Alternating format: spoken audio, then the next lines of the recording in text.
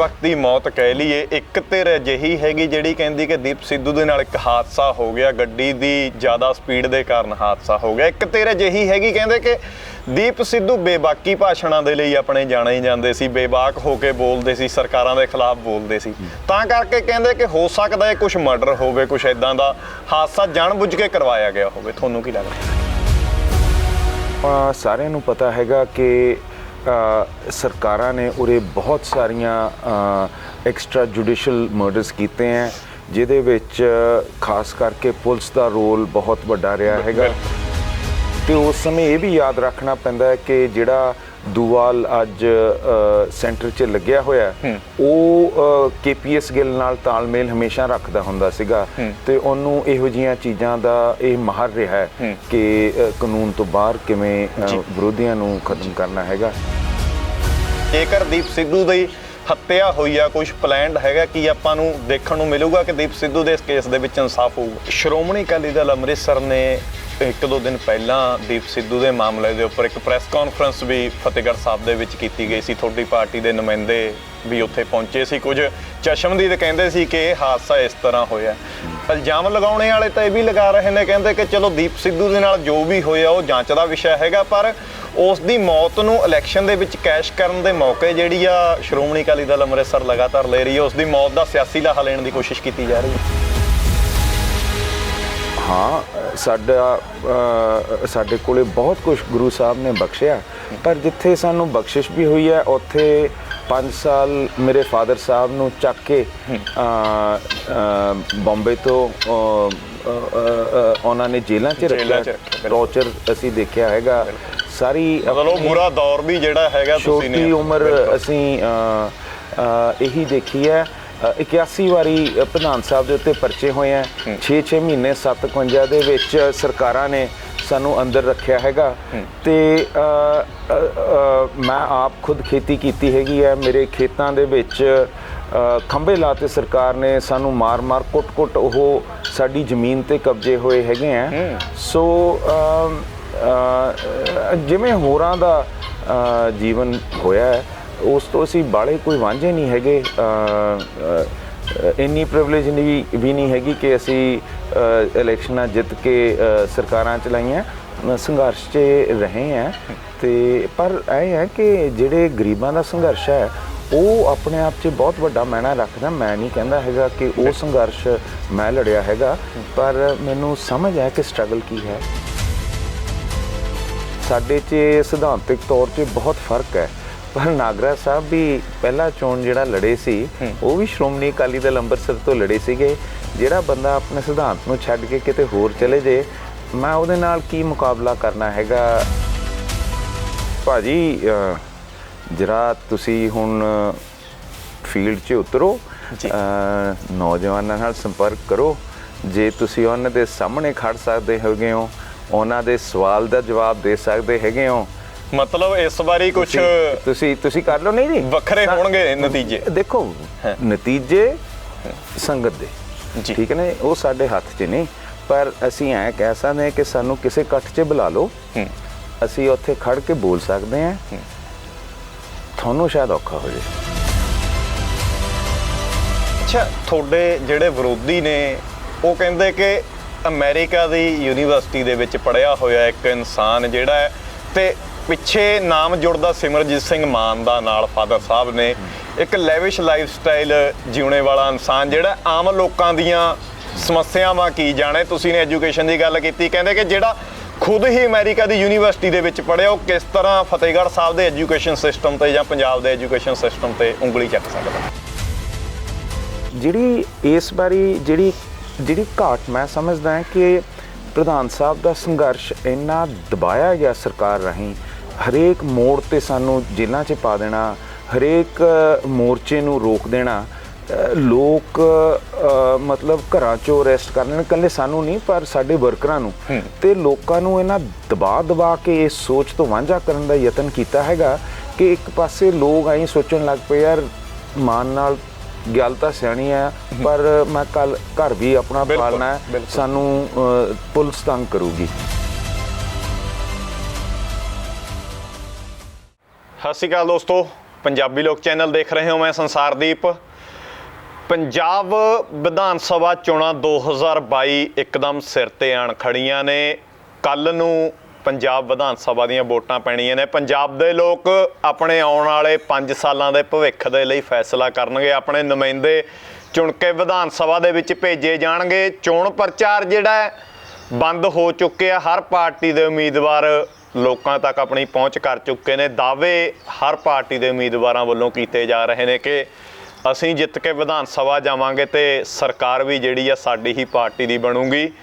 ਇਸੇ ਤਰ੍ਹਾਂ ਸ਼੍ਰੋਮਣੀ ਅਕਾਲੀ ਦਲ ਅੰਮ੍ਰਿਤਸਰ ਦੇ ਉਮੀਦਵਾਰਾਂ ਵੱਲੋਂ ਵੀ ਵੱਖ-ਵੱਖ ਹਲਕਿਆਂ ਦੇ ਵਿੱਚ ਆਪਣਾ ਚੋਣ ਪ੍ਰਚਾਰ ਕੀਤਾ ਗਿਆ। ਅੱਜ ਹਲਕਾ ਸ਼੍ਰੀ ਫਤਿਹਗੜ੍ਹ ਸਾਹਿਬ ਤੋਂ ਸ਼੍ਰੋਮਣੀ ਅਕਾਲੀ ਦਲ ਅੰਮ੍ਰਿਤਸਰ ਦੇ ਉਮੀਦਵਾਰ ਇਮਾਨ ਸਿੰਘ ਮਾਨ ਸਾਡੇ ਨਾਲ ਮੌਜੂਦ ਨੇ। ਗੱਲਬਾਤ ਕਰਦੇ ਹਾਂ ਕਿ ਆਖਰ ਰਵਾਇਤੀ ਪਾਰਟੀਆਂ ਨੂੰ ਛੱਡ ਕੇ ਸ਼੍ਰੋਮਣੀ ਅਕਾਲੀ ਦਲ ਅੰਮ੍ਰਿਤਸਰ ਦੇ ਉਮੀਦਵਾਰਾਂ ਤੇ ਇਮਾਨ ਸਿੰਘ ਮਾਨ ਉਹਨਾਂ ਤੇ ਹਲਕਾ ਸ਼੍ਰੀ ਫਤਿਹਗੜ੍ਹ ਸਾਹਿਬ ਦੇ ਲੋਕ ਭਰੋਸਾ ਕਿਉਂ ਕਰਨ। ਇੱਥੇ ਇਹ ਗੱਲ ਦੱਸ ਦਈਏ ਕਿ ਫਤਿਹਗੜ੍ਹ ਸਾਹਿਬ ਹਲਕੇ ਤੋਂ ਮੌਜੂਦਾ ਐਮਐਲਏ ਕਾਂਗਰਸ ਪਾਰਟੀ ਤੋਂ ਕੁਲਜੀਤ ਸਿੰਘ ਨਾਗਰਾ ਨੇ, ਜਿਹੜੇ ਇਸ ਵਾਰ ਵੀ ਆਪਣੀ ਜਿੱਤ ਦਾ ਦਾਅਵਾ ਕਰ ਰਹੇ ਨੇ ਕਿ ਲਗਾਤਾਰ ਤੀਜੀ ਵਾਰ ਫਤਿਹਗੜ੍ਹ ਸਾਹਿਬ ਦੇ ਲੋਕ ਜਿਹੜੇ ਨੇ ਕਾਂਗਰਸ ਪਾਰਟੀ ਦੇ ਉਮੀਦਵਾਰ ਨੂੰ ਜਿਤਾ ਕੇ ਵਿਧਾਨ ਸਭਾ ਭੇਜਣਗੇ।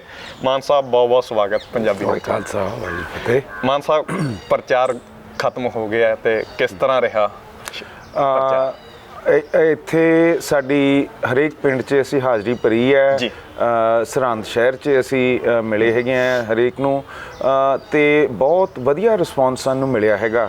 ਸਾਡੇ ਭਾਗ ਸੀਗੇ ਕਿ ਸਰ ਦੀਪ ਸਿੰਘ ਸਿੱਧੂ ਨੇ ਸਾਡੇ ਇਲਾਕੇ 'ਚ 5 ਥਾਂ ਕਾਨਫਰੰਸਾਂ ਕੀਤੀਆਂ ਸੀ ਤੇ ਅਖੀਰਲੀ ਕਾਨਫਰੰਸ ਵੀ ਉਹਨਾਂ ਦੀ ਹੋ ਰਹੀ ਸੀਗੀ ਤੇ ਉਹਨਾਂ ਨੇ ਇਹ ਵੀ ਕਿਹਾ ਸੀਗਾ ਕਿ 16-17 ਨੂੰ ਆ ਕੇ ਉਹ ਇੱਕ ਵਾਰੀ ਪ੍ਰਧਾਨ ਸਾਹਿਬ ਦੇ ਇੱਕ ਵਾਰੀ ਸਾਡੇ ਆਣਗੇ।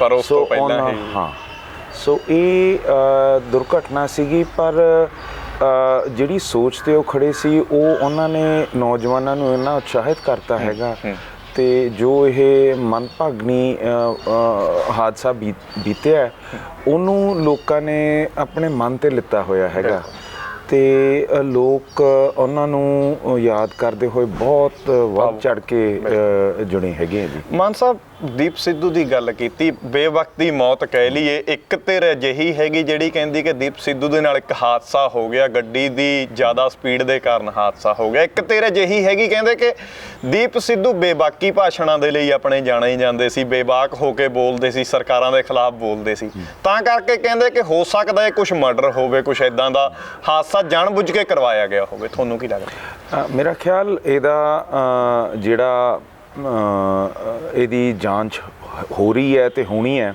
ਉਹਦੇ ਆਪਾਂ ਨੂੰ ਸਖਤ ਨਿਗਾਹ ਰੱਖਣੀ ਪੈਣੀ ਹੈਗੀ ਹੈ ਕਿਉਂਕਿ ਦੋਨੋਂ ਜੇ ਆਪਾਂ ਦੇਖੀਏ ਤਾਂ ਉਹਨਾਂ ਦੀ ਜਿਹੜੀ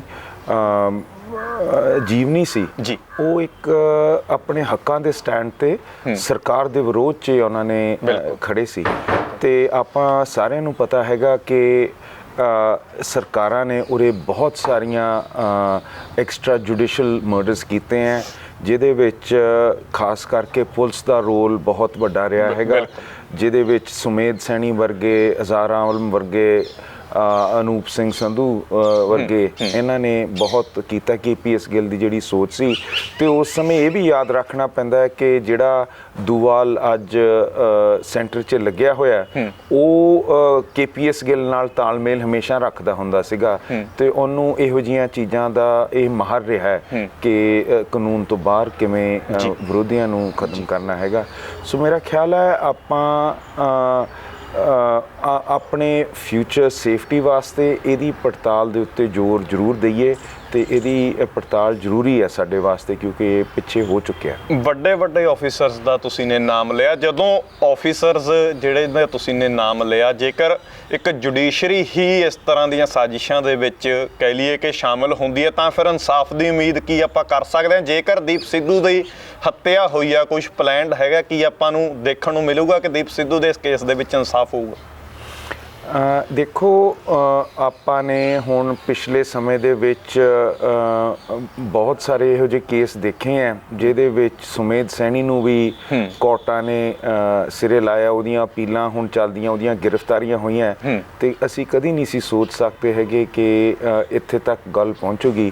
ਅਨੂਪ ਸਿੰਘ ਸੰਧੂ ਜਿਹੜਾ ਕਾਤਲ ਬੰਦਾ ਸੀ ਉਹ ਵੀ ਕਚਹਿਰੀਆਂ 'ਚ ਪਹੁੰਚਾਤਾ ਸੀਗਾ ਤੇ ਸਾਡੀ ਪਾਰਟੀ ਨੇ ਜੁਡੀਸ਼ੀਅਲ ਪ੍ਰੋਸੈਸ ਨੂੰ ਹਮੇਸ਼ਾ ਵਰਤਿਆ ਤੇ ਸਾਨੂੰ ਬਹੁਤ ਸਾਰੇ ਥਾਂ ਧੋਖੇ ਹੋਏ ਹੈ, ਪਰ ਆਪਾਂ ਇਹ ਨਹੀਂ ਗੱਲ ਛੱਡ ਸਕਦੇ ਹੈਗੇ ਕਿ ਜੇ ਨਿਰਾਸ਼ਤਾ ਮਿਲੀ ਹੈ ਤਾਂ ਆਪਾਂ ਇੱਕ ਅਮਨ ਪਸੰਦ ਔਰ ਕਾਨੂੰਨ ਪਸੰਦ ਤਰੀਕੇ ਨੂੰ ਆਪਾਂ ਛੱਡ ਕੇ ਆਪਣੀ ਗੱਲ ਕਰੀਏ। ਸੋ ਅਸੀਂ ਤਾਂ ਇਹਦੇ ਉੱਤੇ ਜ਼ਰੂਰ ਗੌਰ ਕਰਾਂਗੇ। ਸ਼੍ਰੋਮਣੀ ਅਕਾਲੀ ਦਲ ਅੰਮ੍ਰਿਤਸਰ ਨੇ 1-2 ਦਿਨ ਪਹਿਲਾਂ ਦੀਪ ਸਿੱਧੂ ਦੇ ਮਾਮਲੇ ਦੇ ਉੱਪਰ ਇੱਕ ਪ੍ਰੈਸ ਕਾਨਫਰੰਸ ਵੀ ਫਤਿਹਗੜ੍ਹ ਸਾਹਿਬ ਦੇ ਵਿੱਚ ਕੀਤੀ ਗਈ ਸੀ। ਤੁਹਾਡੀ ਪਾਰਟੀ ਦੇ ਨੁਮਾਇੰਦੇ ਵੀ ਉੱਥੇ ਪਹੁੰਚੇ ਸੀ। ਕੁਝ ਚਸ਼ਮਦੀਦ ਕਹਿੰਦੇ ਸੀ ਕਿ ਇਹ ਹਾਦਸਾ ਇਸ ਤਰ੍ਹਾਂ ਹੋਇਆ।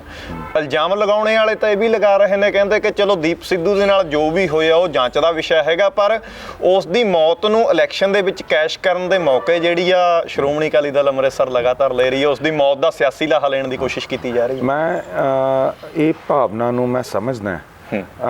ਇੱਕ ਪਾਸੇ ਇੱਕ ਬਹੁਤ ਵੱਡੀ ਸੱਟ ਕੌਮੀ ਤੌਰ ਤੇ ਲੱਗੀ ਹੈਗੀ ਹੈ ਬਿਲਕੁਲ, ਤੇ ਮੈਨੂੰ ਵੀ ਝਚਕਾਟ ਹੁੰਦੀ ਹੈ ਕਿ ਮੈਂ ਕਿਸੇ ਦਾ ਦੁੱਖ ਦੇ ਉੱਤੇ ਅੱਗੇ ਕਹਾਂ ਕਿ ਤੁਸੀਂ ਇਲੈਕਸ਼ਨਾਂ ਦੀ ਸੋਚ ਰੱਖੋ।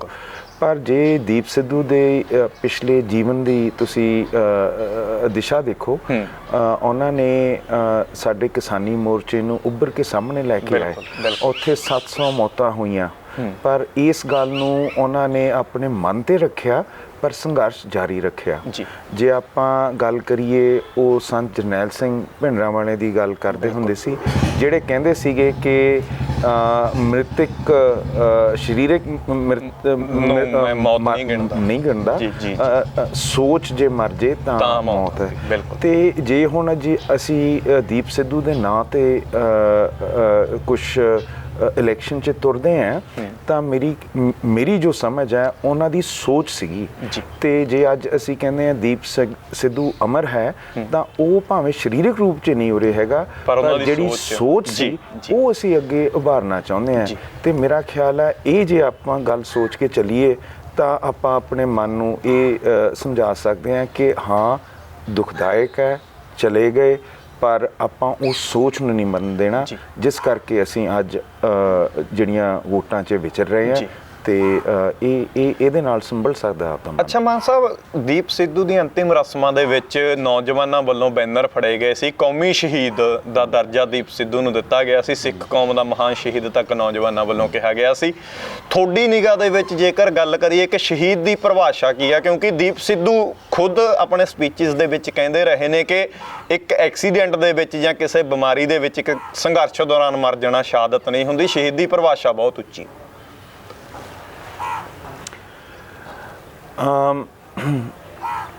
ਇਹ ਵਿਸ਼ੇ ਦੇ ਉੱਤੇ ਮੈਂ ਇਹ ਕਹੂੰਗਾ ਕਿ ਹਜੇ ਉਹਨਾਂ ਦੇ ਮੌਤ ਦਾ ਕਾਰਨ ਜਾਂਚ ਅੰਡਰ ਹੈਗਾ ਜੀ, ਤੇ ਜਿਹੜੇ ਨੌਜਵਾਨਾਂ ਦੇ ਮਨ 'ਚ ਭਾਵਨਾ ਹੈਗੀ ਹੈ ਉਹ ਇਸ ਗੱਲ ਨੂੰ ਸਿਆਣਦੀ ਹੈ ਕਿ ਦੀਪ ਸਿੰਘ ਸਿੱਧੂ ਨੇ ਆਪਣੀ ਜੀਵਨੀ ਦੇ ਵਿੱਚ ਉਹ ਸੋਚ ਜਿਹੜੀ ਸਾਡੀ ਗੁਰੂਆਂ ਦੀ ਸੀ, ਜਿਹੜੀ ਗਾਹਾਂ ਸੰਘਰਸ਼ੀਲ ਯੋਧਿਆਂ ਸੀ, ਬਾਬਾ ਬੰਦਾ ਸਿੰਘ ਬਹਾਦਰ ਵਰਗਿਆਂ ਦੀ ਸੀ, ਸੰਤ ਜਰਨੈਲ ਸਿੰਘ ਦੀ ਸੀਗੀ, ਉਸ ਨੂੰ ਆਪਣੇ ਅੰਦਰ ਲੈ ਕੇ ਉਹਨਾਂ ਨੇ ਨੌਜਵਾਨਾਂ ਤਾਈਂ ਇਹ ਪਹੁੰਚਾਤੀ ਸੀਗੀ।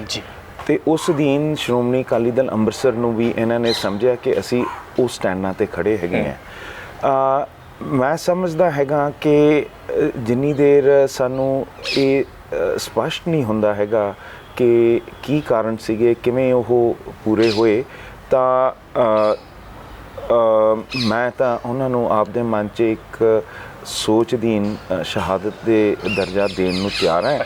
ਬਾਕੀ ਉਹਨਾਂ ਦੀ ਗੱਲ ਜਿਸ ਪੱਖੋਂ ਠੀਕ ਹੈ, ਉੱਥੇ ਜਿਹੜੇ ਮਨ ਦੇ ਵਿੱਚ ਭਾਵਨਾ ਵੀ ਹੈਗੀ ਯੂਥ ਦੀ, ਉਹ ਸ਼ਰਧਾ ਤੌਰ ਤੇ ਵੀ ਉਹਨਾਂ ਨੂੰ ਉਸ ਪੱਧਰ ਤੇ ਚੱਕਦੇ ਹੈਗੇ ਆ, ਭਾਵੇਂ ਕੁਛ ਵੀ ਹੋਇਆ ਹੋਏ। ਸੋ ਮੈਂ ਇਹਦੇ ਉੱਤੇ ਕੋਈ ਕਿੰਤੂ ਪ੍ਰੰਤੂ ਨਹੀਂ ਕਰਦਾ। ਸ਼੍ਰੋਮਣੀ ਅਕਾਲੀ ਦਲ ਅੰਮ੍ਰਿਤਸਰ ਦੇ ਪ੍ਰਧਾਨ ਸਿਮਰਜੀਤ ਸਿੰਘ ਮਾਨ ਤੇ ਤੁਹਾਡੇ ਫਾਦਰ ਸਾਹਿਬ ਜਿਹੜੇ ਨੇ ਇੱਕ ਬੜੀ ਭਾਵਨਾਤਮਕ ਤੌਰ ਤੇ ਉਹਨਾਂ ਦੀ ਇਸ ਇਲੈਕਸ਼ਨਾਂ ਦੇ ਵਿੱਚ ਵੀਡੀਓ ਵਾਇਰਲ ਹੁੰਦੀ ਹੈ ਜਦੋਂ ਸਾਡੀ ਟੀਮ ਨੇ ਉਹਨਾਂ ਨੂੰ ਜਗਦੀਪ ਸਿੰਘ ਥਲੀ ਨੇ ਕੁਐਸਚਨ ਕੀਤਾ ਕਿ ਮਾਨ ਸਾਹਿਬ ਕਿਸ ਤਰ੍ਹਾਂ ਚੱਲ ਰਿਹਾ ਪ੍ਰਚਾਰ, ਤਾਂ ਉਹਨਾਂ ਦਾ ਇੱਕ ਬੜਾ ਇਮੋਸ਼ਨਲ ਜਵਾਬ ਸੀ ਕਿ ਇਹ ਤਾਂ ਇਲੈਕਸ਼ਨਾਂ ਤੋਂ ਬਾਅਦ ਹੀ ਪਤਾ ਲੱਗੂਗਾ, ਮੈਂ ਤਾਂ ਕਰਕੇ ਹਾਰ ਜਾਂਦਾ ਕਿ ਮੇਰੀ ਕੌਮ ਮੈਨੂੰ ਵੋਟ ਨਹੀਂ ਪਾਉਂਦੀ। ਫਿਰ ਇਸ ਦਾ ਮਤਲਬ ਇਹ ਸਮਝੀਏ ਕਿ ਸਿੱਖ ਕੌਮ ਨੇ ਸਿਮਰਜੀਤ ਸਿੰਘ ਮਾਨ ਦੀ ਜੋ ਪਿਛਲੇ ਦਿਨਾਂ ਦੀ ਕੀਤੀ ਕੁਰਬਾਨੀ ਆ ਜਾਂ ਉਹਨਾਂ ਦਾ ਕੀਤਾ ਗਿਆ ਸੰਘਰਸ਼ ਆ, ਮਾਨ ਸਾਹਿਬ ਦੇ ਮਨਾਂ ਦੇ ਵਿੱਚ ਕਿਤੇ ਘਰ ਕਰ ਚੁੱਕਿਆ ਕਿ ਮੇਰੀ ਕੌਮ ਨੇ ਮੇਰੀ ਕੁਰਬਾਨੀ ਨੂੰ ਜਾਂ ਮੇਰੇ ਸੰਘਰਸ਼ ਨੂੰ ਭੁਲਾ ਦਿੱਤਾ। ਮੇਰਾ ਖਿਆਲ ਪ੍ਰਧਾਨ ਸਾਹਿਬ ਦੀ ਭਾਵਨਾ ਇਹ ਨਹੀਂ ਸੀ ਕਿ ਉਹਨਾਂ ਨੂੰ ਸੱਟ ਵੱਜੀ ਹੈ। ਉਹਨਾਂ ਦੀ ਭਾਵਨਾ ਇਹ ਸੀ ਕਿ ਅਸੀਂ ਇੱਕ ਸੋਚ ਅਧੀਨ ਜੀਵਨ ਬਤੀਤ ਕੀਤਾ ਹੈਗਾ ਤੇ ਉਹ ਸੋਚ ਤੋਂ ਪਿੱਛੇ ਕੌਮ ਹਟ ਜਾਂਦੀ ਹੈਗੀ ਹੈ। ਜਿਹੜੀ ਹਾਰ ਹੈਗੀ ਹੈ ਉਹ ਸੋਚ ਤੇ ਫਲਸਫਾ ਵੀ ਹੁੰਦੀ ਹੈਗੀ ਹੈ। ਪ੍ਰਧਾਨ ਸਾਹਿਬ ਜੇ ਆਪਣੀ ਹਾਰ ਮੰਨ ਲੈਂਦੇ ਫਿਰ ਤੋਂ ਕਦੋਂ ਤੋਂ ਖੜ ਜਾਂਦੇ। ਬਿਲਕੁਲ। ਪਰ ਜਿਹੜੀ ਕੌਮੀ ਸੋਚ ਪਿੱਛੇ ਰਹਿ ਜਾਂਦੀ ਹੈ ਜਦ ਅਸੀਂ ਹੋਰਾਂ ਨੂੰ ਅੱਗੇ ਪਾ ਦਿੰਦੇ ਹਾਂ, ਉਹ ਜਿਹੜੀਆਂ ਸੱਟਾਂ ਵੱਜਦੀਆਂ ਹੈਗੀਆਂ ਉਹਦੇ ਬਾਰੇ ਇੱਕ ਤਰ੍ਹਾਂ ਦੀ ਨਾਰਾਜ਼ਗੀ ਕੌਮ ਨੂੰ ਸਾਹਮਣੇ ਪ੍ਰਦਰਸ਼ਨ ਕਰ ਰਹੇ ਸੀਗੇ ਕਿ ਭਾਈ ਅਸੀਂ ਤਾਂ ਤੁਰਦੇ ਹਾਂ, ਤੁਸੀਂ ਹੁਣ ਜੇ ਜੁੜੋਗੇ, ਜੇ ਤੁਸੀਂ ਨਹੀਂ ਤੁਰੋਗੇ ਤਾਂ ਫਿਰ ਉਸ ਪੱਧਰ ਦੀ ਉਹ ਸੋਚ ਉੱਭਰੂਗੀ ਨਹੀਂ ਹੈਗੀ। ਅੱਛਾ, ਦੁਬਾਰਾ ਇਲੈਕਸ਼ਨਾਂ ਤੇ ਆਈਏ, ਫਤਿਹਗੜ੍ਹ ਸਾਹਿਬ ਹਲਕੇ ਦੇ ਲੋਕਾਂ ਤੇ ਆਈਏ, ਵਿਚਰੇ ਹੋ ਲਗਾਤਾਰ, ਪ੍ਰਚਾਰ ਕੀਤਾ ਹੈ ਤੁਸੀਂ ਨੇ, ਲੋਕਾਂ ਦੇ ਨਾਲ ਮਿਲੇ ਹੋ, ਸਮੱਸਿਆਵਾਂ ਕੀ ਲੋਕਾਂ ਨੇ ਦੱਸੀਆਂ ਨੇ ਕਿ ਮੁੱਖ ਰੂਪ ਦੇ ਵਿੱਚ ਜਿਹੜੀਆਂ ਹਾਲੇ ਤੱਕ ਫਤਿਹਗੜ੍ਹ ਸਾਹਿਬ ਦੇ ਵਿੱਚ ਹੱਲ ਕਰਨ ਦੀ ਜ਼ਰੂਰਤ ਹੈਗੀ ਆ? ਜਿੱਥੇ ਤੱਕ ਐਤਕਾਂ ਰਿਸਪੌਂਸ ਰਿਹਾ ਉਹ ਲੋਕਾਂ ਨੇ ਜ਼ਮੀਰ ਆਪਣੀ ਵਾਪਸ ਉਸ ਪੱਧਰ ਤੇ ਲਈ ਹੈ ਜਿਹੜੀ ਪ੍ਰਧਾਨ ਸਾਹਿਬ ਕਹਿ ਰਹੇ ਸੀਗੇ, ਤੇ ਮੇਰਾ ਖਿਆਲ ਐਤਕੀ ਉੱਠਣਗੇ, ਪਿੱਛੇ ਨਹੀਂ ਆਣ ਦੇਣਗੇ ਉਹਨੂੰ। ਸਭ ਤੋਂ ਵੱਡੀ ਭਾਵਨਾ ਇਹ ਹੈ ਕਿ ਅਸੀਂ ਆਪਣੇ ਰਾਹ ਤੋਂ ਤਿੜਕ ਗਏ। ਜਿੱਥੇ ਤੱਕ ਇੱਥੇ ਦੀਆਂ ਫਤਿਹਗੜ੍ਹ ਸਾਹਿਬ ਦੀਆਂ ਸਮੱਸਿਆ ਹੈਗੀਆਂ, ਇੱਕ ਸਾਡੇ ਉਰੇ ਵਧੀਆ ਮੈਡੀਕਲ ਪ੍ਰਬੰਧ ਨਹੀਂ ਹੈਗਾ। ਅਸੀਂ ਹਮੇਸ਼ਾ ਜਾਂ ਪਟਿਆਲੇ ਜਾਂ ਚੰਡੀਗੜ੍ਹ ਜਾਈਦਾ। ਜਿਹੜੇ ਸਾਡੇ ਨੌਜਵਾਨ ਉਰੇ ਹੁਣ ਬਹੁਤ ਸਾਰੀ ਯੂਨੀਵਰਸਿਟੀ ਤੇ ਕਾਲਜ ਹੋ ਗਏ, ਇੱਧਰ ਗੁਰੂ ਗ੍ਰੰਥ ਸਾਹਿਬ ਯੂਨੀਵਰਸਿਟੀ ਆ, ਬਾਬਾ ਬੰਦਾ Singh Bahadur engineering college, Mata Gujri college, ਰਿਮੇਟ, ਉਹ ਉੱਧਰ ਅਮਲੋਕਨੀ ਵੀ ਇੱਕ ਆਪਣੀ ਯੂਨੀਵਰਸਿਟੀ ਹੈਗੀ ਹੈ, ਸ਼ਹੀਦ ਭਗਤ ਸਿੰਘ ਯੂਨੀਵਰਸਿਟੀ। ਸੋ ਅਸੀਂ ਉਰੇ ਆਪਣੇ ਬੱਚਿਆਂ ਨੂੰ ਪੜ੍ਹਾ ਤਾਂ ਰਹੇ ਹਾਂ, ਪਰ ਇੱਥੇ ਉਸ ਪੱਧਰ ਦੀਆਂ ਨੌਕਰੀਆਂ ਨਹੀਂ ਹੈਗੀਆਂ। ਹੁਣ ਦੇਖੋ ਗੋਬਿੰਦਗੜ੍ਹ ਤੋਂ ਸਾਰੀ ਇੰਡਸਟਰੀ ਉੱਠ ਕੇ ਗੁਜਰਾਤ ਚਲੀ ਗਈ ਹੈਗੀ ਹੈ। ਜਿਹੜਾ ਸਾਡਾ ਮਕੈਨੀਕਲ ਇੰਜੀਨੀਅਰ, ਹੋਰ ਇੰਜੀਨੀਅਰ ਅਸੀਂ ਉਰੇ ਤੋਰਦੇ ਹਾਂ, ਉਹ ਪੜ੍ਹ ਕੇ ਇੱਥੇ ਫਿਰ ਕੰਮ ਹੀ ਨਹੀਂ ਕਰ ਸਕਦਾ। IT ਵਾਲੇ ਸਾਰੇ ਦਿੱਲੀ ਨੂੰ ਭੱਜਦੇ ਹੈਗੇ ਆ ਤੇ ਹਰੇਕ ਤਰ੍ਹਾਂ ਦੀ ਨੌਕਰੀ ਉਰੇ ਮਿਲ ਨਹੀਂ ਰਹੀ। ਸੋ ਸਾਡੀ ਸੋਚ ਹੈ ਕਿ ਉਰੇ ਇੰਡਸਟਰੀ ਨੂੰ ਮੁੜ ਬਸਾਉਣਾ ਹੈ ਤਾਂ ਕਿ ਅਸੀਂ ਬੱਚਿਆਂ ਨੂੰ ਤਾਂ ਪੜ੍ਹਾ ਦਿੰਦੇ ਹਾਂ, ਮੁੜ ਕੇ ਉਹਨਾਂ ਦੀਆਂ ਨੌਕਰੀਆਂ ਦਾ ਬੰਦੋਬਸਤ ਉਰੇ ਹੋ ਨਹੀਂ ਰਿਹਾ। ਦੂਜੀ ਗੱਲ ਹੈ, ਆਪਾਂ ਨੂੰ ਜਿਹੜੇ ਆਪਣੇ ITI ਹੈ ਤੇ ਹੋਰ ਆਪਣੇ ਸੰਸਥਾਵਾਂ ਹੈਗੀਆਂ, ਉਹਨਾਂ ਨੂੰ ਵੀ ਉਸ ਇੰਡਸਟਰੀ ਨਾਲ ਅਲਾਈਨ ਕਰਕੇ ਅਸੀਂ ਉਹਨਾਂ ਨੂੰ ਇਹੋ ਜਿਹੇ ਸਕਿੱਲਸ ਦੇਣੇ ਆ ਜਿਹਦੇ ਨਾਲ ਉਹਨਾਂ ਦੀ ਇੰਪਲੋਏਬਿਲਿਟੀ ਬਣ ਜਾਏ। ਤੇ ਜਿੱਥੇ ਤੱਕ ਇੱਥੇ ਹੋਰ ਸਾਰੇ ਜਿਹੜੇ ਆਪਣੇ ਸੋਸ਼ਲ ਵੈਲਫੇਅਰ ਦੇ ਮੁੱਦੇ ਆ, ਉਹ ਸਾਰੇ ਹਜੇ ਆਪਾਂ ਦੇ ਪੈਂਡਿੰਗ ਪਏ ਹੈਗੇ ਆ, ਉਹਨਾਂ ਤੇ ਆਪਾਂ ਨੂੰ ਅਮਲ ਕਰਨਾ ਪੈਣਾ ਹੈਗਾ। ਅੱਛਾ, ਤੁਹਾਡੇ ਜਿਹੜੇ ਵਿਰੋਧੀ ਨੇ ਉਹ ਕਹਿੰਦੇ ਕਿ ਅਮਰੀਕਾ ਦੀ ਯੂਨੀਵਰਸਿਟੀ ਦੇ ਵਿੱਚ ਪੜ੍ਹਿਆ ਹੋਇਆ ਇੱਕ ਇਨਸਾਨ ਜਿਹੜਾ ਹੈ, ਤੇ ਪਿੱਛੇ ਨਾਮ ਜੁੜਦਾ ਸਿਮਰਜੀਤ ਸਿੰਘ ਮਾਨ ਦਾ ਨਾਲ, ਫਾਦਰ ਸਾਹਿਬ ਨੇ, ਇੱਕ ਲੈਵਿਸ਼ ਲਾਈਫ ਸਟਾਈਲ ਜਿਉਣੇ ਵਾਲਾ ਇਨਸਾਨ ਜਿਹੜਾ ਆਮ ਲੋਕਾਂ ਦੀਆਂ ਸਮੱਸਿਆਵਾਂ ਕੀ ਜਾਣੇ। ਤੁਸੀਂ ਨੇ ਐਜੂਕੇਸ਼ਨ ਦੀ ਗੱਲ ਕੀਤੀ, ਕਹਿੰਦੇ ਕਿ ਜਿਹੜਾ ਖੁਦ ਹੀ ਅਮਰੀਕਾ ਦੀ ਯੂਨੀਵਰਸਿਟੀ ਦੇ ਵਿੱਚ ਪੜ੍ਹਿਆ ਉਹ ਕਿਸ ਤਰ੍ਹਾਂ ਫਤਿਹਗੜ੍ਹ ਸਾਹਿਬ ਦੇ ਐਜੂਕੇਸ਼ਨ ਸਿਸਟਮ ਤੇ ਜਾਂ ਪੰਜਾਬ ਦੇ ਐਜੂਕੇਸ਼ਨ ਸਿਸਟਮ ਤੇ ਉਂਗਲੀ ਚੱਕ ਸਕਦਾ? ਇਹ ਮੈਨੂੰ ਸਮਝ ਨਹੀਂ। ਡਾਕਟਰ BR ਅੰਬੇਦਕਰ ਨੇ ਸਾਡਾ ਸੰਵਿਧਾਨ ਲਿਖਿਆ ਸੀਗਾ। ਡਾਕਟਰ BR ਅੰਬੇਦਕਰ ਮੇਰੇ ਖਿਆਲ ਸਾਰੀਆਂ ਵਰਲਡ ਦੀਆਂ ਟੌਪ ਯੂਨੀਵਰਸਿਟੀਜ਼ 'ਚ ਪੜ੍ਹੇ ਹੈ। ਯੂਨੀਵਰਸਿਟੀ ਆਫ ਸ਼ਿਕਾਗੋ, ਯੂਨੀਵਰਸਿਟੀ ਕੋਨੈਲ 'ਚ ਮੇਰਾ ਖਿਆਲ ਉਹਨਾਂ ਨੇ ਵਿੱਦਿਆ ਹਾਸਲ ਕੀਤੀ ਹੈ। ਬ੍ਰਿਟਾਨੀਆ ਦੇ ਵਿੱਚ ਉਹਨਾਂ ਨੇ ਆਪਣਾ ਵਿੱਦਿਆ ਹਾਸਲ ਕੀਤੀ ਹੈ, ਇਕਨੋਮਿਕਸ ਪੜ੍ਹੇ ਹੈ। ਸੋ ਬਾਹਰ ਪੜ੍ਹ ਕੇ ਉਰੇ ਆਉਣਾ ਜਵਾਹਰ ਲਾਲ ਨਹਿਰੂ ਨੇ ਵੀ ਕੀਤਾ ਸੀਗਾ। ਸੋ ਮੈਂ ਇਹਨੂੰ ਇਸ ਪੱਧਰ ਤੋਂ ਨਹੀਂ ਦੇਖਦਾ ਕਿ ਇਹ ਕੋਈ ਨੁਕਸਾਨ ਵਾਲੀ ਗੱਲ ਹੈ। ਜਿੱਥੇ ਤੱਕ ਪ੍ਰਿਵਿਲੇਜ ਤੇ ਉਹਦੀ ਗੱਲ ਹੈ, ਹਾਂ ਸਾਡੇ ਕੋਲੇ ਬਹੁਤ ਕੁਝ ਗੁਰੂ ਸਾਹਿਬ ਨੇ ਬਖਸ਼ਿਆ, ਪਰ ਜਿੱਥੇ ਸਾਨੂੰ ਬਖਸ਼ਿਸ਼ ਵੀ ਹੋਈ ਹੈ ਉੱਥੇ 5 ਸਾਲ ਮੇਰੇ ਫਾਦਰ ਸਾਹਿਬ ਨੂੰ ਚੱਕ ਕੇ ਬੰਬੇ ਤੋਂ ਉਹਨਾਂ ਨੇ ਜੇਲ੍ਹਾਂ 'ਚ ਰੱਖਿਆ, ਟੌਰਚਰ ਅਸੀਂ ਦੇਖਿਆ ਹੈਗਾ। ਸਾਰੀ ਮਤਲਬ ਬੁਰਾ ਦੌਰ ਵੀ ਜਿਹੜਾ ਹੈਗਾ ਤੁਸੀਂ ਨੇ ਛੋਟੀ ਉਮਰ ਅਸੀਂ ਇਹੀ ਦੇਖੀ ਹੈ। 81 ਵਾਰੀ ਪ੍ਰਧਾਨ ਸਾਹਿਬ ਦੇ ਉੱਤੇ ਪਰਚੇ ਹੋਏ ਹੈ, 6 ਮਹੀਨੇ 57 ਦੇ ਵਿੱਚ ਸਰਕਾਰਾਂ ਨੇ ਸਾਨੂੰ ਅੰਦਰ ਰੱਖਿਆ ਹੈਗਾ। ਤੇ ਮੈਂ ਆਪ ਖੁਦ ਖੇਤੀ ਕੀਤੀ ਹੈਗੀ ਹੈ, ਮੇਰੇ ਖੇਤਾਂ ਦੇ ਵਿੱਚ ਖੰਭੇ ਲਾਤੇ ਸਰਕਾਰ ਨੇ, ਸਾਨੂੰ ਮਾਰ ਕੁੱਟ ਉਹ ਸਾਡੀ ਜ਼ਮੀਨ ਤੇ ਕਬਜ਼ੇ ਹੋਏ ਹੈਗੇ ਹੈ। ਸੋ ਜਿਵੇਂ ਹੋਰਾਂ ਦਾ ਜੀਵਨ ਹੋਇਆ ਹੈ ਉਸ ਤੋਂ ਅਸੀਂ ਬਾਹਲੇ ਕੋਈ ਵਾਂਝੇ ਨਹੀਂ ਹੈਗੇ। ਇੰਨੀ ਪ੍ਰਿਵਿਲੇਜ ਵੀ ਨਹੀਂ ਹੈਗੀ ਕਿ ਅਸੀਂ ਇਲੈਕਸ਼ਨਾਂ ਜਿੱਤ ਕੇ ਸਰਕਾਰਾਂ ਚਲਾਈਆਂ, ਸੰਘਰਸ਼ 'ਚ ਰਹੇ ਹਾਂ। ਤੇ ਪਰ ਇਹ ਹੈ ਕਿ ਜਿਹੜੇ ਗਰੀਬਾਂ ਦਾ ਸੰਘਰਸ਼ ਹੈ ਉਹ ਆਪਣੇ ਆਪ 'ਚ ਬਹੁਤ ਵੱਡਾ ਮਾਇਨਾ ਰੱਖਦਾ। ਮੈਂ ਨਹੀਂ ਕਹਿੰਦਾ ਹੈਗਾ ਕਿ ਉਹ ਸੰਘਰਸ਼ ਮੈਂ ਲੜਿਆ ਹੈਗਾ, ਪਰ ਮੈਨੂੰ ਸਮਝ ਹੈ ਕਿ ਸਟਰਗਲ ਕੀ ਹੈ ਜੀ। ਤੇ ਐਮਐਲਏ ਲਗਾਤਾਰ 2 ਵਾਰ ਜਿੱਤ ਚੁੱਕੇ ਨੇ ਇੱਥੇ ਤੋਂ ਕਾਂਗਰਸ ਪਾਰਟੀ ਤੋਂ। ਕੁਲਜੀਤ ਸਿੰਘ ਨਾਗਰਾ, ਦਾਅਵੇ ਇਸ ਵਾਰ ਉਹਨਾਂ ਦੇ ਪੂਰੇ ਨੇ ਕਿ ਕੁਲਜੀਤ ਸਿੰਘ ਨਾਗਰਾ ਦੀ ਫਤਿਹਗੜ੍ਹ ਸਾਹਿਬ ਤੋਂ ਹੈਟ੍ਰਿਕ ਪੂਰੀ ਆ। ਤੁਹਾਡੇ ਲਈ ਜੇਕਰ ਗੱਲ ਕਰੀਏ ਸ਼੍ਰੋਮਣੀ ਅਕਾਲੀ ਦਲ ਅੰਮ੍ਰਿਤਸਰ ਲਈ ਕਿੰਨੀ ਕੁ ਵੱਡੀ ਚੁਣੌਤੀ ਕੁਲਜੀਤ ਸਿੰਘ ਨਾਗਰਾ? ਮੇਰਾ ਖਿਆਲ ਇੱਕ ਪਾਸੇ ਸੈਂਟਰਵਾਦੀ ਸੋਚ ਹੈ ਜਿਹੜੀ ਪੰਜਾਬ ਦੇ ਹੱਕਾਂ ਨੂੰ ਸੈਂਟਰ ਨੂੰ ਦੇ ਕੇ ਰਾਜੀ ਹੈ, ਦੂਜੇ ਪਾਸੇ ਪ੍ਰਧਾਨ ਸਾਹਿਬ ਦੀ ਸੰਘਰਸ਼ੀਲ ਸੋਚ ਹੈਗੀ ਹੈ, ਜਿਹੜੇ ਆਪਣੇ ਪਾਣੀਆਂ ਦੇ ਹੱਕ, ਸਾਡੇ ਪੰਜਾਬੀ ਬੋਲਦੇ ਇਲਾਕੇ, ਚੰਡੀਗੜ੍ਹ, ਸਾਡਾ ਆਵਾਜਾਵਾ ਪਾਕਿਸਤਾਨ ਨਾਲ, ਅਸੀਂ ਉਹ ਸੈਂਟਰ ਵੱਲ ਝੁਕਦੇ ਨਹੀਂ, ਅਸੀਂ ਆਪਣੇ ਸੋਚ ਦੇ ਉੱਤੇ ਪਹਿਰਾ ਦਿੰਦੇ ਹੈਗੇ ਹਾਂ। ਸੋ ਚਾਹੇ ਨਾਗਰਾ ਸਾਹਿਬ ਹੋਣ ਚਾਹੇ ਕੋਈ ਹੋਰ ਹੋਣ, ਸਾਡੇ 'ਚ ਸਿਧਾਂਤਕ ਤੌਰ 'ਚ ਬਹੁਤ ਫਰਕ ਹੈ। ਪਰ ਨਾਗਰਾ ਸਾਹਿਬ ਵੀ ਪਹਿਲਾ ਚੋਣ ਜਿਹੜਾ ਲੜੇ ਸੀ ਉਹ ਵੀ ਸ਼੍ਰੋਮਣੀ ਅਕਾਲੀ ਦਲ ਅੰਮ੍ਰਿਤਸਰ ਤੋਂ ਲੜੇ ਸੀਗੇ। ਜਿਹੜਾ ਬੰਦਾ ਆਪਣੇ ਸਿਧਾਂਤ ਨੂੰ ਛੱਡ ਕੇ ਕਿਤੇ ਹੋਰ ਚਲੇ ਜੇ, ਮੈਂ ਉਹਦੇ ਨਾਲ ਕੀ ਮੁਕਾਬਲਾ ਕਰਨਾ ਹੈਗਾ। ਮਤਲਬ ਚੁਣੌਤੀ ਨਹੀਂ ਮੰਨ ਰਹੇ ਐਮਐਲਏ ਕੁਲਜੀਤ ਨਾਗਰਾ ਨੂੰ ਤੁਸੀਂ ਆਪਣੇ? ਮਤਲਬ ਉਹ ਆਪਣੀ ਸੋਚ ਲੈ ਕੇ ਸੰਗਤ 'ਚ ਜਾ ਰਿਹਾ, ਮੈਂ ਆਪਣੀ ਸੋਚ ਲੈ ਕੇ ਜਾ ਰਿਹਾ ਹੈਗਾ। ਉਹਨਾਂ ਦੇ ਦਾਅਵੇ ਨਾਲ ਫੈਸਲੇ ਨਹੀਂ ਹੋਣੇ, ਨਾ ਮੇਰੇ ਦਾਅਵੇ ਨਾਲ। ਇਹ ਤਾਂ ਮਤਦਾਨ ਹੈ, ਲੋਕਾਂ ਦਾ ਮਤਦਾਨ ਹੈ। 10 ਤਰੀਕ ਨੂੰ ਉਹ ਆਪ ਦੱਸ ਦੇਣਗੇ। ਇਹ ਮੈਂ ਨਹੀਂ ਕਹਿ ਸਕਦਾ ਕਿ ਮੈਂ ਜਿੱਤਿਆ ਹਾਰਿਆ, ਉਹ ਨਹੀਂ ਕਹਿ ਸਕਦਾ ਮੈਂ ਜਿੱਤਿਆ ਹਾਰਿਆ। ਇਹ ਤਾਂ ਲੋਕਾਂ ਦੀ ਚੋਇਸ ਹੈ। ਮੈਂ ਇੰਨਾ ਹੋਮੇ ਵਾਲਾ ਨਹੀਂ ਹੈਗਾ ਕਿ ਮੈਂ ਕਹਿਦਾ ਕਿ ਭਾਈ ਮੈਂ ਜਿੱਤਿਆ। ਉਹ ਤਾਂ ਹੁਣ ਜਿਨ੍ਹਾਂ ਦੇ ਹੱਥ 'ਚ ਹੈ ਉਹ ਹੈ, ਇਹਨਾਂ ਨੂੰ ਹੁਣ ਆਪਣੀ ਸੋਚ ਹੈ। ਤੁਸੀਂ ਕਿਹਾ ਕਿ ਜਦੋਂ ਆਪਾਂ ਇੰਟਰਵਿਊ ਸਟਾਰਟ ਕੀਤੀ ਕਿ ਪਿੰਡਾਂ ਦੇ ਵਿੱਚ ਵਿਚਰਦੇ ਆ, ਲੋਕਾਂ ਦਾ ਸਤਿਕਾਰ ਮਿਲ ਰਿਹਾ, ਲੋਕਾਂ ਦਾ ਪਿਆਰ ਮਿਲ ਰਿਹਾ। ਹਰ ਵਾਰ ਇਸ ਤਰ੍ਹਾਂ ਹੁੰਦਾ ਕਿ ਸ਼੍ਰੋਮਣੀ ਅਕਾਲੀ ਦਲ ਅੰਮ੍ਰਿਤਸਰ ਦੇ ਚਾਹੇ ਕੋਈ ਵੀ ਉਮੀਦਵਾਰ ਹੋਣ, ਸਾਰੇ ਹਲਕਿਆਂ ਦੇ ਵਿੱਚ ਲੋਕਾਂ ਦੇ ਵਿੱਚ ਵਿਚਰਦੇ ਨੇ, ਫੁੱਲਾਂ ਦੀ ਵਰਖਾ ਤੱਕ ਹੁੰਦੀ ਆ, ਮਾਨ ਸਾਹਿਬ ਨੂੰ ਲੱਡੂਆਂ ਨਾਲ ਤੋਲਿਆ ਜਾਂਦਾ, ਇੱਥੋਂ ਤੱਕ ਕਿ ਤਲਵਾਰਾਂ ਦੀ ਛਾਂ ਤੱਕ ਮਾਨ ਸਾਹਿਬ ਦੇ ਸਤਿਕਾਰ ਦੇ ਵਿੱਚ ਕੀਤੀ ਜਾਂਦੀ ਆ। ਪਰ ਉਹ ਪਿਆਰ ਜਿਹੜਾ, ਉਹ ਸਤਿਕਾਰ ਜਿਹੜਾ ਕਿਤੇ ਨਾ ਕਿਤੇ ਜਾ ਕੇ ਵੋਟਾਂ ਦੇ ਵਿੱਚ ਕਨਵਰਟ ਨਹੀਂ ਹੋ ਪਾਉਂਦਾ। ਜਦੋਂ ਨਤੀਜੇ ਆਉਂਦੇ ਨੇ ਫਿਰ ਉਹੀ ਸ਼੍ਰੋਮਣੀ ਅਕਾਲੀ ਦਲ ਅੰਮ੍ਰਿਤਸਰ ਦੇ ਉਮੀਦਵਾਰਾਂ ਨੂੰ ਨਿਰਾਸ਼ਾ ਦਾ ਸਾਹਮਣਾ ਕਰਨਾ ਪੈਂਦਾ। ਕਾਰਨ ਕੀ ਦੇਖਦੇ ਹੋ, ਕਮੀ ਕਿੱਥੇ ਰਹੀ? ਇਹੀ ਗੱਲ ਪ੍ਰਧਾਨ ਸਾਹਿਬ ਨੇ ਕੰਪਲੇਂਟ ਕੀਤੀ ਸੀ ਕਿ ਭਾਈ ਤੁਸੀਂ ਹਰਾਉਂਦੇ ਹੋ।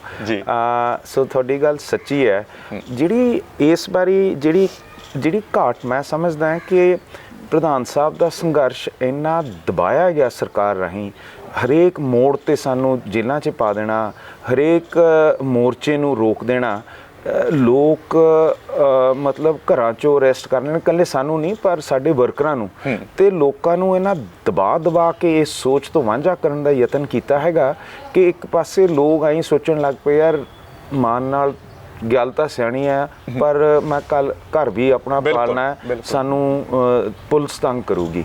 ਸੋ ਇਹ ਜਿਹੜਾ ਵਖਰੇਵਾਂ ਸੀ, ਇਹ ਇਸ ਵਾਰੀ ਜਿਹੜਾ ਕਿਸਾਨੀ ਸੰਘਰਸ਼ ਹੈ ਉਹਨੇ ਵੀ ਆਪਣੇ ਹੱਕਾਂ ਤੇ ਪਹਿਰਾ ਦਿੱਤਾ।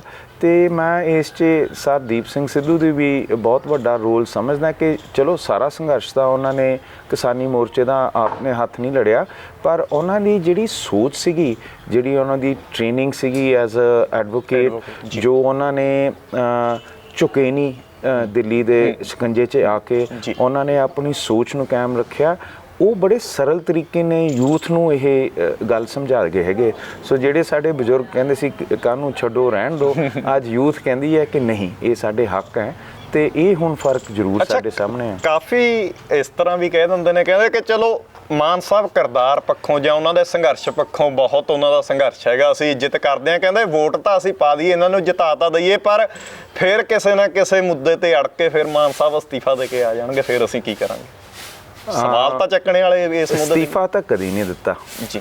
ਸੋ ਡਰ ਹੈਗਾ ਇੱਕ ਮਨ ਦੇ ਵਿੱਚ, ਕਹਿੰਦੇ ਕਿ ਹੋ ਸਕਦਾ ਅਸਤੀਫਾ ਅੱਜ ਤੱਕ ਨਹੀਂ ਦਿੱਤਾ। ਨਹੀਂ ਦਿੱਤਾ, ਬਿਲਕੁਲ। ਤੇ ਜੇ ਤੁਸੀਂ ਧਾਰਾ 25 ਪੜ੍ਹੋਗੇ, ਉਹਦੇ ਵਿੱਚ ਸਪਸ਼ਟ ਲਿਖਿਆ ਸੰਵਿਧਾਨ 'ਚ, Sikhs are allowed to wear and carry a kirpan. Wear ਹੋਗੀ ਜਿਹੜੀ ਆਪਾਂ ਜੀ ਬਿਲਕੁਲ ਛੋਟੀ ਕਿਰਪਾਨ ਪਾਉਂਦੇ ਆ, ਕੈਰੀ ਹੋਗੀ ਜਿਹੜੇ ਹੱਥ ਦੇ ਵਿੱਚ ਹੁੰਦੀ ਹੈਗੀ ਆ। ਜੇ ਭਾਰਤ ਆਪਣੇ ਸੰਵਿਧਾਨ ਤੇ ਪਹਿਰਾ ਨਹੀਂ ਦਿੱਤਾ ਤੇ ਸਾਡਾ ਹੱਕ ਖੋਇਆ ਹੈ, ਫਿਰ ਇਹਦੇ ਉੱਤੇ ਮੈਂ ਸਮਝਦਾ ਪ੍ਰਧਾਨ ਸਾਹਿਬ ਨੇ ਜਿਹੜਾ ਸਟੈਂਡ ਲਿੱਤਾ ਉਹ ਸੰਵਿਧਾਨਿਕ ਤੌਰ ਤੇ, ਹੱਕੀ ਤੌਰ ਦੇ ਉੱਤੇ ਬਿਲਕੁਲ ਦਰੁਸਤ ਸੀਗਾ। ਕੌਮ ਸਾਡੀ ਪਿੱਛੇ ਹਟ ਜਾਂਦੀ ਹੈਗੀ ਹੈ। ਪ੍ਰਧਾਨ ਸਾਹਿਬ ਉਸ ਤੋਂ ਉਪਰੰਤ 5 ਸਾਲ ਪਾਰਲੀਮੈਂਟ 'ਚ ਅਟਲ ਬਿਹਾਰੀ ਵਾਜਪਾਈ ਦੀ ਗਵਰਨਮੈਂਟ 'ਚ ਉਹਨਾਂ ਨੇ ਬਹੁਤ ਵਧੀਆ ਆਪਣਾ ਰੋਲ ਅਦਾਇਆ ਹੈਗਾ। ਉਹਦੇ ਵਿੱਚ ਇਕੱਲੇ ਮੁੱਦੇ ਦੇ ਉੱਤੇ ਉਹਨਾਂ ਨੇ ਕੰਮ ਕੀਤਾ ਹੈਗਾ।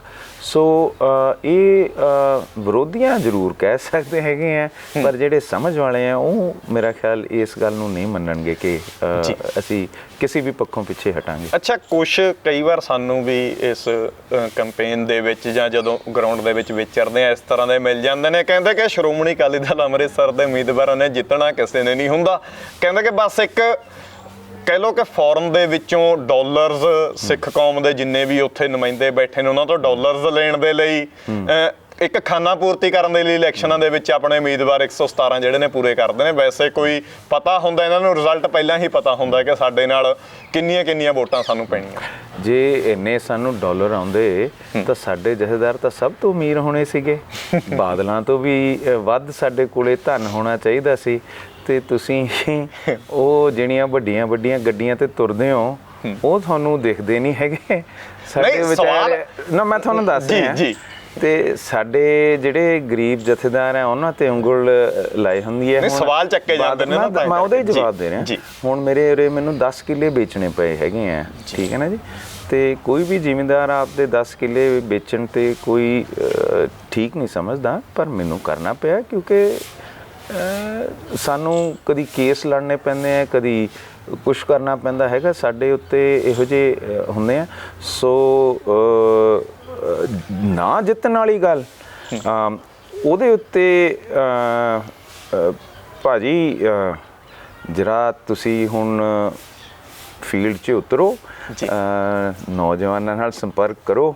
ਜੇ ਤੁਸੀਂ ਉਹਨਾਂ ਦੇ ਸਾਹਮਣੇ ਖੜ ਸਕਦੇ ਹੈਗੇ ਹੋ, ਉਹਨਾਂ ਦੇ ਸਵਾਲ ਦਾ ਜਵਾਬ ਦੇ ਸਕਦੇ ਹੈਗੇ ਹੋ, ਮਤਲਬ ਇਸ ਵਾਰੀ ਕੁਝ ਤੁਸੀਂ ਕਰ ਲਓ। ਨਹੀਂ ਜੀ, ਵੱਖਰੇ ਹੋਣਗੇ ਨਤੀਜੇ। ਦੇਖੋ ਨਤੀਜੇ ਸੰਗਤ ਦੇ, ਠੀਕ ਹੈ ਨਾ, ਉਹ ਸਾਡੇ ਹੱਥ 'ਚ ਨਹੀਂ, ਪਰ ਅਸੀਂ ਐਂ ਕਹਿ ਸਕਦੇ ਹਾਂ ਕਿ ਸਾਨੂੰ ਕਿਸੇ ਇਕੱਠ 'ਚ ਬੁਲਾ ਲਓ, ਅਸੀਂ ਉੱਥੇ ਖੜ ਕੇ ਬੋਲ ਸਕਦੇ ਹਾਂ, ਤੁਹਾਨੂੰ ਸ਼ਾਇਦ ਔਖਾ ਹੋ ਜਾਏ।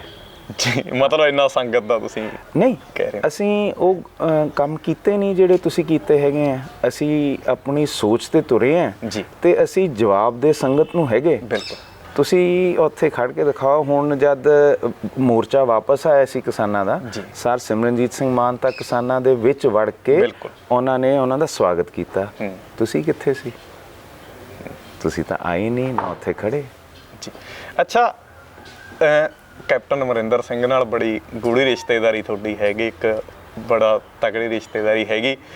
ਕਦੇ ਰਾਜਨੀਤੀ ਦੇ ਵਿੱਚ, ਰਾਜਨੀਤਿਕ ਸਫ਼ਰ ਦੇ ਵਿੱਚ ਉਹ ਰਿਸ਼ਤੇਦਾਰੀ ਨਿਕਲ ਕੇ ਸਾਹਮਣੇ ਆਉਂਦੀ ਹੈ ਕਿ ਕੋਈ ਚੁਣੌਤੀ ਦੇ ਤੌਰ ਤੇ, ਜਾਂ ਇੱਕ ਉਹਨਾਂ ਨਾਲ ਇਸ ਮੁੱਦੇ ਤੇ ਗੱਲਬਾਤ ਤੁਹਾਡੀ ਹੁੰਦੀ ਹੋਵੇ ਕੋਈ ਇਸ ਤਰ੍ਹਾਂ? ਜਦ ਅਸੀਂ ਛੋਟੀ ਉਮਰ ਦੇ ਸੀ, ਅਸੀਂ ਉਹਨਾਂ ਦੇ ਪ੍ਰਧਾਨ ਸਾਹਿਬ ਜੇਲ੍ਹ 'ਚ ਸੀ, ਅਸੀਂ ਉਹਨਾਂ ਦੇ ਘਰਾਂ 'ਚ ਵੀ ਪਲੇ ਹੈ, ਉਹਨਾਂ ਨੇ ਮਦਦ ਵੀ ਕੀਤੀ ਹੈਗੀ ਹੈ। ਜਿੱਥੇ ਤੱਕ ਸਿਆਸੀ ਜੀਵਨ ਹੈਗਾ, ਉੱਥੇ ਇੱਕ ਸਮੇਂ 'ਤੇ ਉਹ ਸਾਡੇ ਪਾਰਟੀ ਦੇ ਵਿੱਚ ਹੁੰਦੇ ਸੀਗੇ, ਸ਼੍ਰੋਮਣੀ ਅਕਾਲੀ ਦਲ ਅੰਮ੍ਰਿਤਸਰ। ਉਹਨਾਂ ਦਾ ਹੁਣੀ ਬਿਆਨ ਆਇਆ ਕਿ ਮੈਂ ਤਾਂ ਵੜਿਆ ਸੀ ਕਿ ਮਾਨ ਨੂੰ ਥੋੜ੍ਹਾ ਜਿਹਾ ਸੰਭਾਲਣਾ ਸੀਗਾ, ਉਹ ਕਿਤੇ ਆਪਣੇ ਗੱਲਾਂ ਹੋਰ ਨਾ ਕਰੇ। ਸੋ ਉਹਨਾਂ ਦੀ ਜਿਹੜੀ ਸਾਡੇ ਪ੍ਰਤੀ ਸੋਚ ਹੈ ਉਹ ਪਰਿਵਾਰਿਕ ਤੌਰ 'ਤੇ ਜ਼ਰੂਰ ਉਹਨਾਂ ਨੇ ਹਮਾਇਤ ਕੀਤੀ ਹੈਗੀ ਹੈ, ਔਰ ਜਿੱਥੇ ਤੱਕ ਸਿਆਸੀ ਸੋਚ ਹੈ ਉਹਦੇ ਵਿੱਚ ਜੇ ਖੜੇ ਵੀ ਹੈ ਤਾਂ ਮੇਰੇ ਹਿਸਾਬ ਨਾਲ ਉਹ ਮੁੱਦਿਆਂ ਅਧੀਨ ਨਹੀਂ ਖੜੇ ਹੈਗੇ। ਉਹਨਾਂ ਨੇ ਤਾਂ ਆਪਣੀ ਜਿਹੜੀ ਉਹਨਾਂ ਦਾ ਮਕਸਦ ਹੋਰ ਸੀਗਾ, ਜਿਸ ਕਰਕੇ ਤੁਸੀਂ ਦੇਖੋ ਉਹ ਛੱਡ ਕੇ ਪਹਿਲਾਂ ਬਾਦਲ ਸਾਹਿਬ ਨਾਲ ਸ਼ਾਮਿਲ ਹੋ ਗਏ, ਉਸ ਤੋਂ ਉਪਰੰਤ ਸੋਨੀਆ ਗਾਂਧੀ ਜੀ ਨਾਲ ਤੁਰੇ ਹੈਗੇ ਹੈ, ਉਹਨਾਂ ਦਾ ਫਾਇਦਾ ਲੈ ਕੇ ਹੁਣ ਮੋਦੀ ਸਾਹਿਬ ਨਾਲ ਗੱਠਮਿੱਠ ਕਰ ਲਈ ਹੈਗੀ ਹੈ, ਤੇ ਅਸੀਂ ਨਹੀਂ ਇੱਧਰ ਉੱਧਰ ਹੋਏ। ਅਸੀਂ ਮੇਰਾ ਉਸ ਮੁੱਦੇ ਤੇ ਅਗਲਾ ਇਹੀ ਸਵਾਲ ਸੀ ਕਿ ਭਾਰਤੀ ਜਨਤਾ ਪਾਰਟੀ ਦੇ ਨਾਲ ਗੱਠਜੋੜ ਕਰਕੇ ਜਿਨ੍ਹਾਂ ਦੇ ਖਿਲਾਫ ਵੀ ਕਦੇ ਕੈਪਟਨ ਅਮਰਿੰਦਰ ਸਿੰਘ ਬੋਲਦੇ ਰਹੇ ਨੇ ਜਦੋਂ ਖੇਤੀ ਕਾਨੂੰਨ ਜਿਹੜੇ ਨੇ ਲਾਗੂ ਹੋਏ ਵੇ ਸੀ, ਇਸ ਮੁੱਦੇ ਤੇ ਅਲਾਇੰਸ ਹੋਣ ਤੋਂ ਬਾਅਦ ਕੋਈ ਵਿਚਾਰ ਚਰਚਾ ਹੋਈ? ਤੁਸੀਂ ਨੇ ਉਹਨਾਂ ਨੂੰ ਕਿਹਾ ਕਿ ਚਲੋ ਬੇਸ਼ੱਕ ਆਪਾਂ ਰਾਜਨੀਤਿਕ ਵਿਰੋਧੀ ਹੈਗੇ ਆ ਕਿ ਤੁਸੀਂ ਇਸ ਤਰ੍ਹਾਂ ਨਾ ਕਰੋ ਜਾਂ ਇਹ ਫੈਸਲਾ ਤੁਹਾਡਾ ਗਲਤ ਹੈਗਾ, ਕੋਈ ਵਿਚਾਰ ਹੋਇਆ? ਸਾਡੀ ਇੰਨੀ ਸਾਂਝ ਹੈ ਨਹੀਂ ਗੀ, ਵਿਆਹਾਂ ਸ਼ਾਦੀਆਂ ਤੇ ਇਕੱਠੇ ਹੋਈਦਾ, ਇੰਨਾ ਕੀ ਉਹਨਾਂ ਨਾਲ ਸਾਂਝ ਹੈਗੀ ਹੈ।